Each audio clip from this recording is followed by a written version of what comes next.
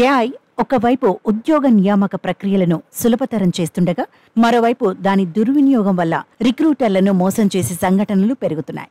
Deep fake, voice cloning, face swapping వంటి సాంకేతికతలను ఉపయోగించి ఉద్యోగార్థులు వర్చువల్ ఇంటర్వ్యూలలో రిక్రూటర్లను తప్పుదోవ పట్టిస్తున్నారు. ఈ సవాళ్లతో గూగుల్ వంటి టెక్ దిగ్గజాలు అప్రమత్తమై మళ్లీ ఫేస్ టు ఫేస్ ఇంటర్వ్యూల వైపు మొగ్గు చూపుతున్నాయి. కొన్ని నెలల క్రితం పిన్డ్రాప్ సెక్యూరిటీ అనే సంస్థ నిర్వహించిన వర్చువల్ ఇంటర్వ్యూలో రష్యన్ కోడర్ ఇవాన్ పాల్గొన్నాడు.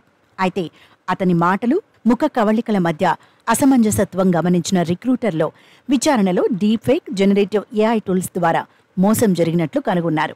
ఇలాంటి సంఘటనలు పెరుగుతున్నాయని ఆ సంస్థ సీఈఓ విజయ్ బాలసుబ్రహ్మణ్యన్ హెచ్చరించారు. నకిలీ ప్రొఫైల్స్, ఫేక్ రిఫరెన్సులు, నకిలీ క్రెడెన్షియల్స్తో ఉద్యోగాలు సంపాదిస్తున్నారని నిపుణులు ఆందోళన వ్యక్తం చేస్తున్నారు.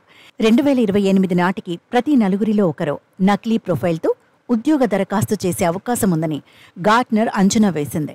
సాఫ్ట్వేర్ ఫైండర్ సర్వేలో 63% రిక్రూటర్లు ఏఐ ఆధారిత రెజ్యూమే మోసాలు పెరుగుతున్నాయని, 37% మంది వీడియో ఇంటర్వ్యూ మోసాలు భవిష్యత్తులో పెద్ద సమస్యగా మారతాయని హెచ్చరించారు.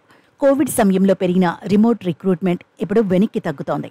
గూగుల్ సీఈఓ సుందర్ పిచాయ్ కూడా ఏఐ మోసాల కారణంగా ముఖాముఖి ఇంటర్వ్యూలను తిరిగి ప్రవేశపెట్టినట్లు వెల్లడించారు. కంపెనీలు డీప్ ఫేక్ గుర్తింపు టూల్స్ను ఉపయోగిస్తూ రిక్రూటర్లకు ప్రత్యేక శిక్షణ ఇస్తున్నాయి.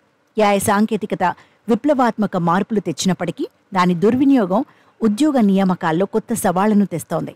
భవిష్యత్తులో ఈ మోసాలను అరికట్టేందుకు అధునాతన సాంకేతికతలు, ముఖాముఖి పద్ధతులు కీలక పాత్ర పోషించనున్నాయి.